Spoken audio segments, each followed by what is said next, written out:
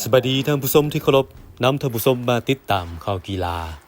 ผู้ผลิตเครื่องกีฬาชื่อดังจากญี่ปุ่นเซ็นสัญญาสนับสนุนสหพันธ์บาเตแห่งชาติลาวในสัญญา3 ปีมูลค่าหลายกว่า 300,000 ดอลลาร์สหรัฐวันที่ 9 มิถุนายน 2025 ที่โรงแรมเมืองแท่งนครหลวงเวียงจันทน์กลุ่มบริษัทดงลึกจากประเทศเวียดนามในนามตัวแทนจำหน่ายผลิตภัณฑ์เครื่องกีฬายี่ห้อโยกาโบล่าจากประเทศญี่ปุ่นได้เซ็นสัญญาสนับสนุนสหพันธ์บาเตแห่งชาติลาวในสัญญา3 ปีคือปี 2025-2028 มูลค่าหลายกว่า 300,000 ดอลลาร์สหรัฐลงนามโดยท่านนางยอดแก้วภาบดีเลขาธิการสหพันธ์บาเตแห่งชาติลาวและท่านนางเลวูฮงนอกผู้อำนวยการฝ่ายการตลาดกลุ่มบริษัทดงลึกโดยมีท่านกิ่งมโนพรหมมหาไสยรองรัฐมนตรีกระทรวงศึกษาธิการและกีฬาท่านนางเวียนทิตวน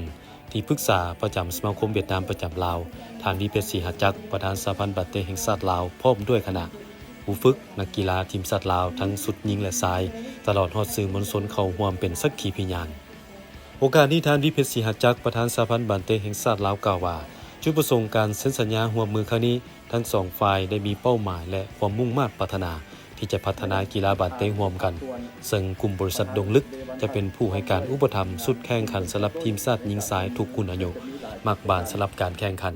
การแข่งขันเตะบานลาวลีก1การแข่งขันเตะบานซิงขันประธานนายกรัฐมนตรีแห่งสปป.ลาวการแข่งขันเตะบานลาวลีกยิงเตะบานเยาวชนชายอายุบ่เกิน16 ปีและ19 ปีซิงขันสหพันธ์บาเตแห่งชาติรวมทั้งการแข่งขันลาวฟุตซอลลีกและก็จะมีกิจกรรมกีฬาบาเตร่วมกันในขอบเขตทั่วประเทศโอกาสเดียวกันท่านนางเลวูฮงน็อกผู้อำนวยการฝ่ายการตลาดกลุ่มบริษัทดงลึกกล่าวว่า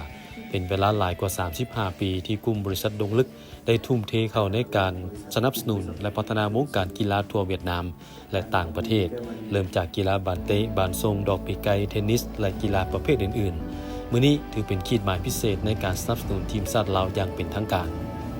สำหรับเครื่องกีฬายี่ห้อโยกาโบล่าพัฒนาคุณภาพการผลิตระดับสากลโดยแผ่นแผที่นุ่มนวลทนทานระบายเหงื่อได้ดีและออกแบบอย่างเรียบง่ายมีเอกลักษณ์